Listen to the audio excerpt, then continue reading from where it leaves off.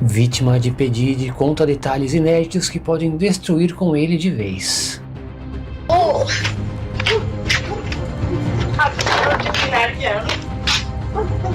No bar, e ele começou a passar alguma coisa nas partes íntimas dele. E eu senti o cheiro, cheirava mentol. E ele estava espalhando. Ex-produtor também contou que foi vítima. Aí quando ele passou, ele pegou e deu um tapinha na minha bunda. Ex-segurança revelou que ele não batia bem da cabeça. E se alguém não concordasse com o que ele dizia, ele dava um jeito de se livrar da pessoa.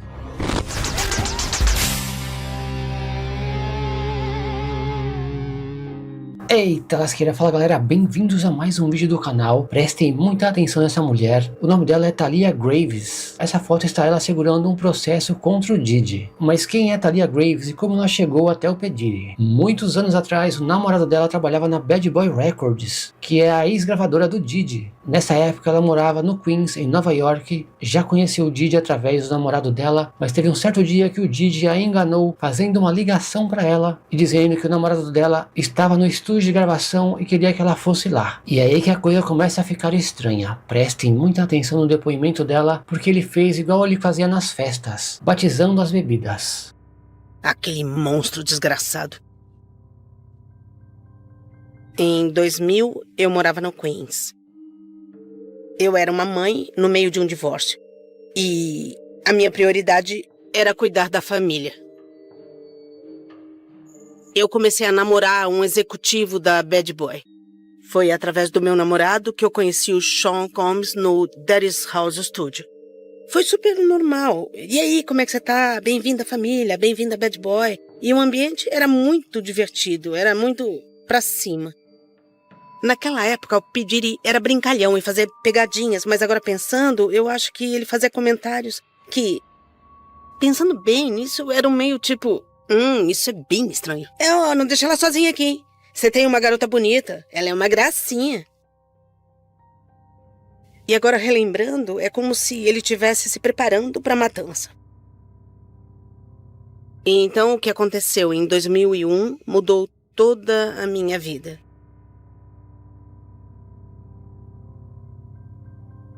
Eu estava em casa, no Queens, e recebi uma ligação de uma pessoa da Bad Boy Studios. O Puff Daddy quer falar com você porque o seu namorado tá fazendo besteira no trabalho outra vez. Não era nada estranho ele querer falar comigo, porque a gente teve conversas sobre os problemas dele no trabalho. Antes desse dia, coisas que aconteciam no estúdio. Um pouco depois, mais tarde, um escalê de vinho encostou e o Puff estava sentado atrás. Então eu entrei, sentei e ele falou, e aí, você quer beber alguma coisa? E eu disse, claro, o que você tem? E ele estava bebendo alguma coisa num copo vermelho. E me deu um copo transparente. Um copo qualquer, com um pouquinho de vinho.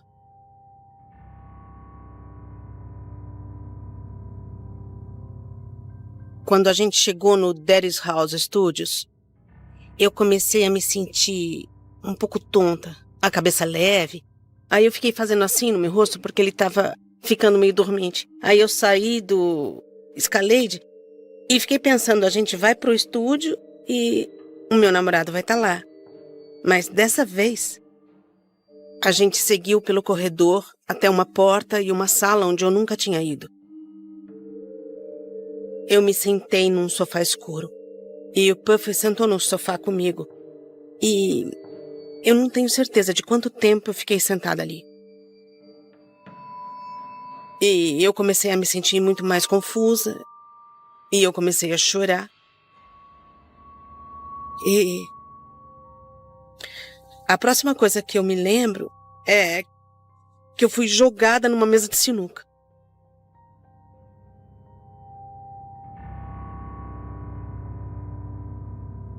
Eu estava nua na mesa de sinuca. Minhas mãos estavam amarradas atrás das minhas costas. E eu fiquei tentando fazer isso aqui, para tentar descobrir o que estava me amarrando. E pareciam sacos plásticos. O Puff estava encostado no bar e ele estava nu. Tinha um pote no bar e ele começou a passar alguma coisa nas partes íntimas dele. E eu senti o cheiro, cheirava mentol. E ele estava espalhando. E...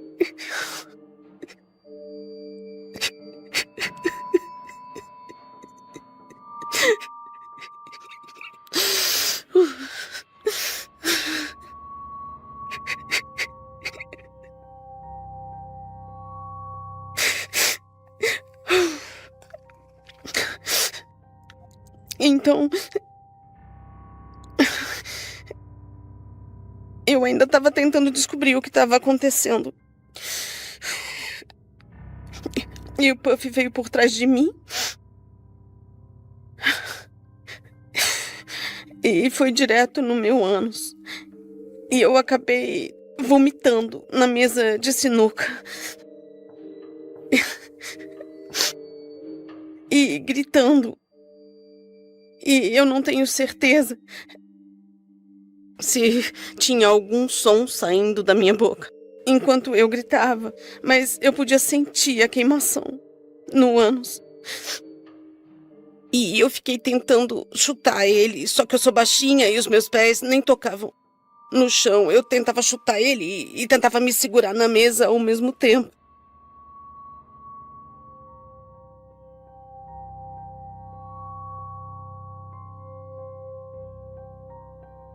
Em algum momento, o Puff parou, voltou pro bar. Ele se limpou e eu tava olhando pra ele assim, ainda amarrada, e tentando ver tudo que dava e tentando me concentrar, porque na verdade estava tudo muito borrado. Então ele voltou e me penetrou na vagina. E...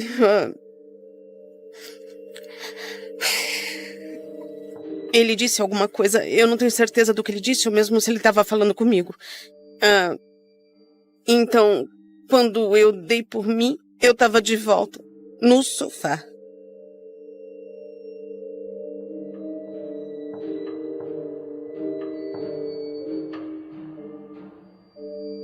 E o meu corpo estava todo sujo, por eu ter vomitado baba, sei lá o que mais. E nessa hora, as minhas mãos já não estavam mais amarradas.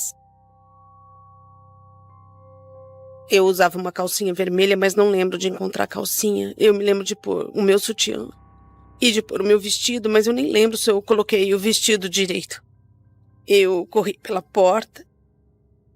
Eu estava apavorada. E eu só não queria morrer.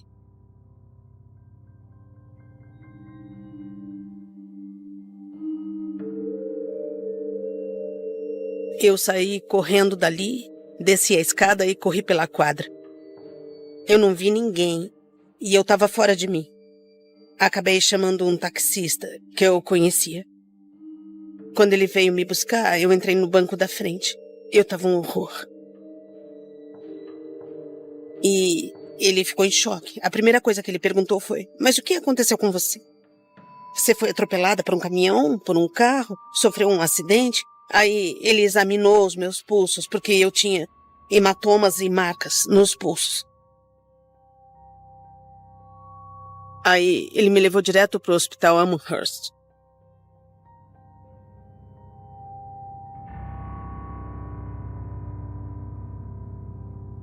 Só que eu não conseguia entrar. Eu não conseguia me mover. Eu estava com medo. E não só pela minha vida, eu estava com medo que os meus pais descobrissem. Porque, sabe, eu não queria envergonhar eles e eu não queria passar vergonha. Eu não quis ir para a polícia, porque eu estava no meio de uma batalha pela custódia dos meus filhos e um divórcio. E eu não queria que nada atrapalhasse esse processo. Ele ficou tentando me convencer a entrar no hospital, mas eu só queria ir para minha casa.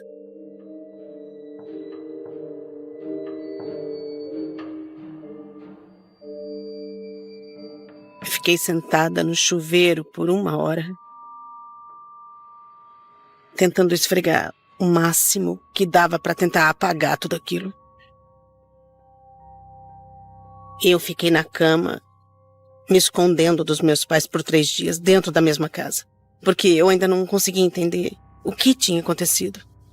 Não parecia real. Então vieram as perguntas. Porque eu. Era pra gente ficar de boa, era pra gente ser amigo, era pra gente... Sabe, ele me conhecia. Tudo isso passava pela minha cabeça enquanto eu estava me escondendo.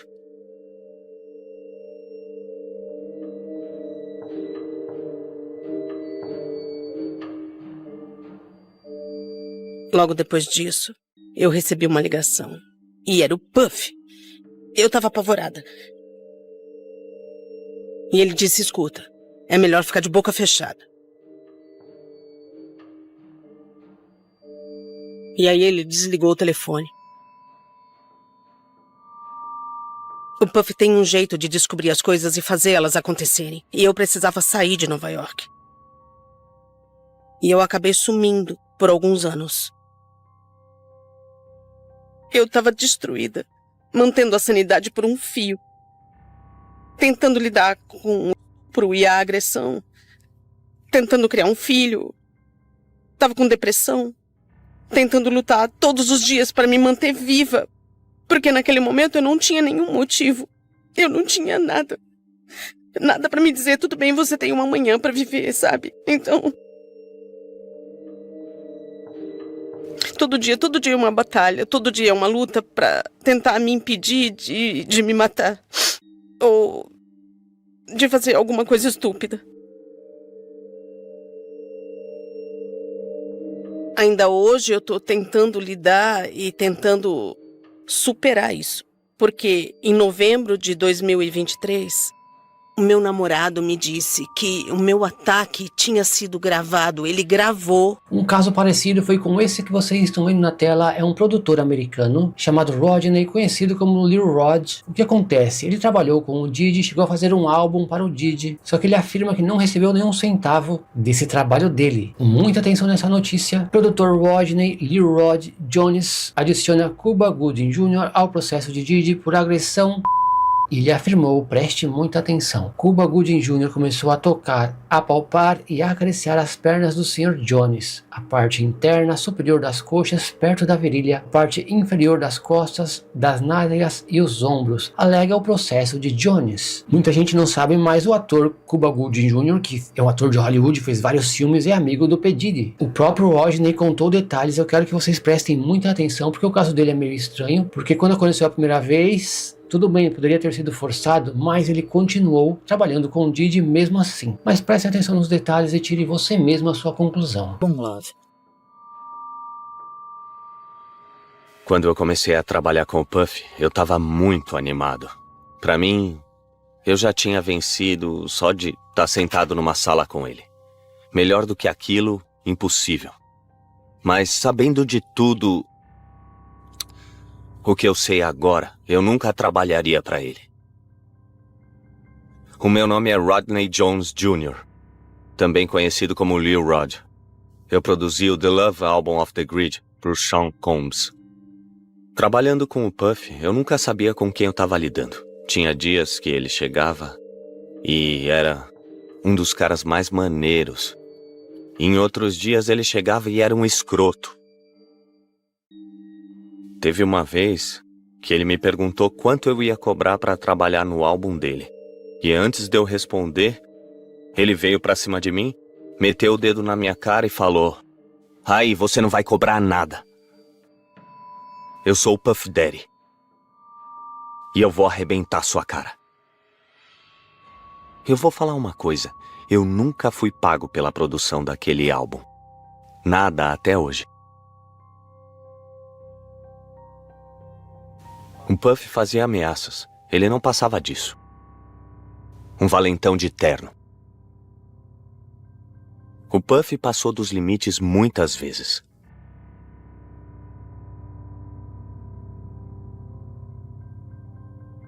(2023) A gente estava na casa do Puff em Los Angeles, trabalhando no estúdio. Aí ele falou: "Eu vou trabalhar lá no meu banheiro, levem tudo pra lá."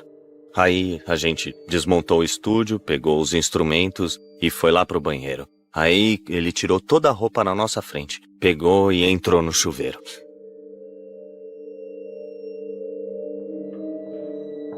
Ele tava olhando diretamente pra mim. Tá ligado? Aí quando ele passou, Ele pegou e deu um tapinha na minha bunda.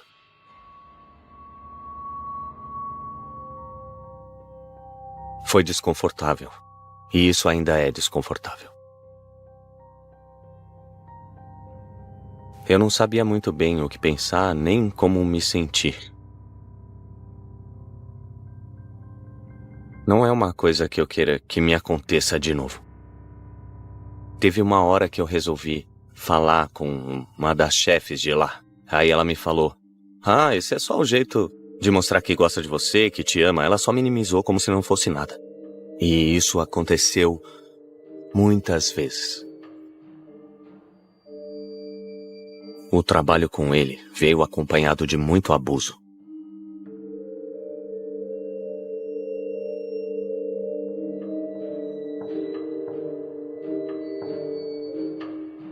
Eu sei que não é fácil falar sobre essas coisas. Não.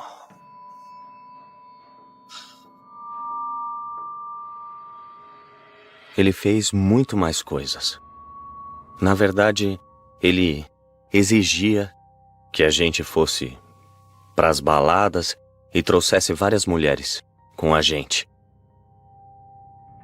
Trouxesse para ele e para quem estivesse junto com ele se divertindo. E muitas vezes a gente passava um bom tempo indo para as boates de striptease para pegar prostitutas para trazer para casa. A gente via garotas se hospedando na casa de Miami. E isso acontecia com frequência. Muitas mulheres, muitas festas, muitas drogas e muito álcool. Eu até me peguei algumas vezes acordando ao lado de algumas prostitutas. E a coisa ia de 0 a 100 muito rápido. O que você acha que aconteceu quando disse que acordou com prostitutas do seu lado? Eu sinto que, com certeza, eu fui drogado. Eu acho que as bebidas foram batizadas. E não é que eu não soubesse beber. Eu já tô acostumado. Sabe, pra eu tomar uma bebida e acordar sem saber como eu tinha chegado lá e o que estava acontecendo, eu só posso imaginar que eu fui drogado por alguém.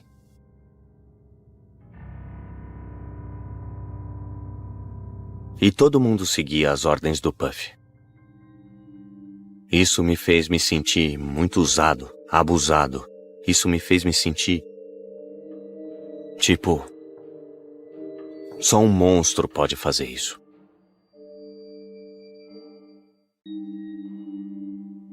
Combs negou todas as alegações do Sr. Jones e afirmou que o processo está sem sentido. Esse que vocês estão vendo na tela é um ex-segurança do Diddy chamado Roger Bones, que trabalhou com o Diddy do ano de 2003 até o ano de 2012, ou seja, ele ficou muitos anos com o Diddy, tem várias histórias loucas, porque ele o acompanhava para todos os lados. Eu quero que vocês prestem atenção nos detalhes que ele contou, porque ele afirma que o Diddy gostava de confusão, já que ele tinha dinheiro, ele achava que podia tudo e queria até subornar as pessoas, ou seja, ele chegava a provocar as pessoas para ter uma briga para depois subornar todas elas. Acho que você tem um problema. Ele olhou pra mim e disse: eu não tenho problema porra nenhuma. Às vezes eu só tenho que deixar claro pra essas bundas quem é que manda. De 2006 a 2012, ninguém passou mais tempo com o Puff do que eu. Eu era o guarda-costas diário dele. Significou muito pra mim ficar com o Diddy por eu ser quem era e pelo que eu tinha passado. Eu fiquei preso por um tempo. Por isso, para mim, era um avanço. Uma das razões pelas quais eu topei ficar com o Puff foi porque ele era um cara mais velho. Eu senti que era só uma questão de tempo até ele se acalmar. Mas ele ainda me acordava às 4, 5 da manhã, dizendo: ei, a gente tá se preparando para ir pra balada. E rolavam muitas drogas, e quando ele estava drogado, ele conseguia ficar acordado 2 ou 3 dias seguidos. Naquela época, várias pessoas que o Diddy respeitava diziam para ele que ele precisava de ajuda. E quando isso não aconteceu, eu percebi, eu vi tudo começar a fugir ao controle. Teve uma vez que ele brigou em Miami, e quando a gente estava correndo para fora, ele pareceu achar engraçado e ele olhou para mim e ele disse: eu tenho tempo, Bonds, Perguntei para que ele tinha tempo e ele disse: eu tenho dinheiro suficiente para mais uma grande briga em que eu posso subornar todo mundo. Na minha cabeça eu pensei: esse cara tá louco. Quem é que quer entrar numa briga para ter que subornar alguém? O Diddy sempre queria que todo mundo concordasse com o que ele dizia. E se alguém não concordasse com o que ele dizia, ele dava um jeito de se livrar da pessoa. Por ter saído da prisão, eu não conseguia achar coisa melhor. Por isso, eu estava disposto a fechar os olhos para algumas coisas ruins, porque o Diddy sempre me dizia: você tem que ser grato por estar aqui. Ele era um manipulador de primeira. Quando eu olho para ele agora, eu digo que o respeito que eu tinha por ele, a maneira como admirava ele quando eu comecei, tudo acabou, porque eu sei que é uma fachada. Eu gosto de valorizar o meu sucesso não pelo dinheiro que eu já ganhei, mas por quantas vidas eu pude tocar, mudar e ajudar a dar uma chance. E é isso, galera. Quem curtiu o vídeo, deixa o like aqui, hein? Olha, deixa aqui se você curtiu, deixa também a sua inscrição no canal. Por favor, dá aquela força aí. Se você quiser uma outra parte sobre esse caso do Diddy, deixe nos comentários, escreve aqui, ó. Eu estou gostando, faz a próxima. Que Deus abençoe vocês e a família de vocês. Se inscrevam no canal Rafael Ferpa. Eu vou deixar aquele grande abraço. É nóis!